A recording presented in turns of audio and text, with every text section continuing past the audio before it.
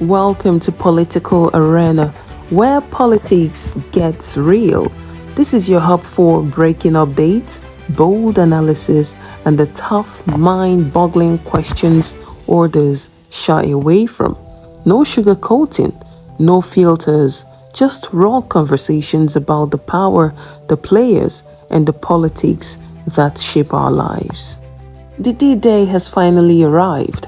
September 18th, 2025 marks the end of one of the most dramatic chapters in Rivers State politics. September 17th, 2025, President Bola Ahmed Tinubu officially lifted the 6 months state of emergency in Rivers State, declaring that it will not be extended. The president recalled that the emergency was proclaimed on March 18th, 2025, when governance in Rivers State collapsed. Governor Fubara and the State House of Assembly were at war. Critical assets like oil pipelines were being vandalized, and the legislature was split. 4 lawmakers with Fubara, 27 against him. With no appropriation bill passed, governors grounded to a halt. The Supreme Court even ruled there was effectively no government in Rivers State. Tinubu said invoking Section 305 of the Constitution was the only option to prevent total anarchy.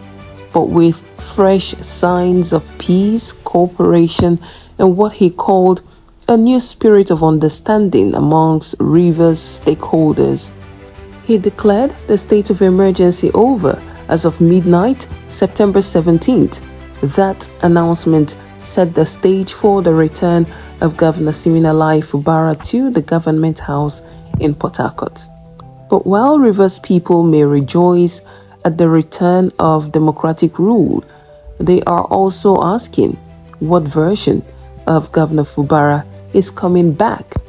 For 6 months, Rivers State was under the control of a sole administrator.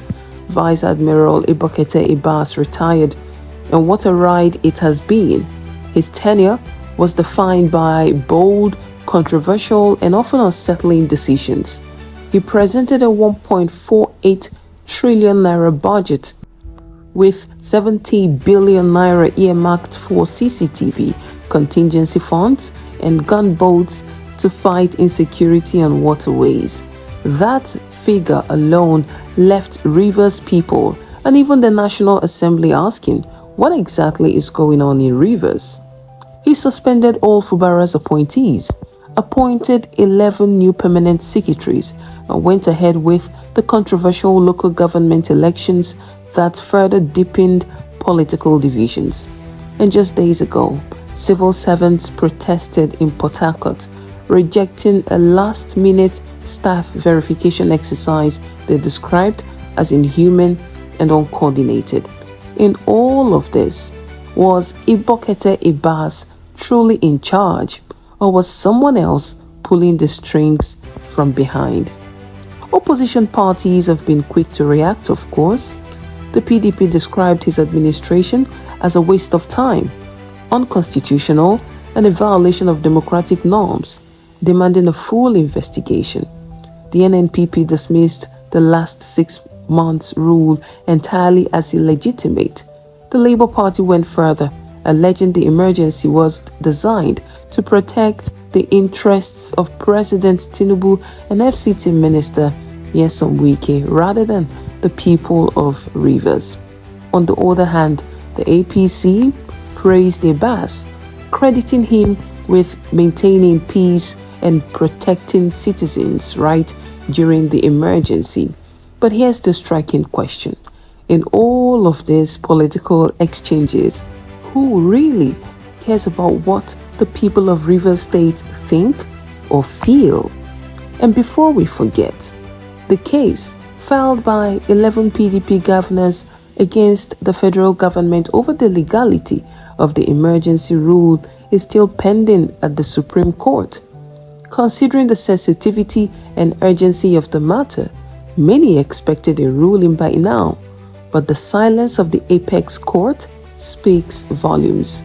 Today, Ibok-Ete Ibas bows out of office, but the question remains, What structures has he left behind? And now that Governor Fubara is back, can he undo or alter these entrenched structures? Will his administration probe the sole administrator, especially that 1.48 trillion naira budget, if explanations are not forthcoming? Beyond that lies the Wike Factor. Should Rivers people be worried that the shadow of former Governor Nyesom Wike will continue to loom large over the state? And for the House of Assembly under Speaker Martins Amehule, the burning question: where does their loyalty lie? With Wike, with Fubara, or with the people of Rivers State? One thing is certain: Rivers politics has once again taken center stage in Nigeria's democratic journey. Governor Fubara is back in office, but whether his return signals stability or another storm remains to be seen. We will all be here to watch how it unfolds. This is Political Arena. Do all to subscribe, like, share, and join the conversation in the comments. See you on the next one.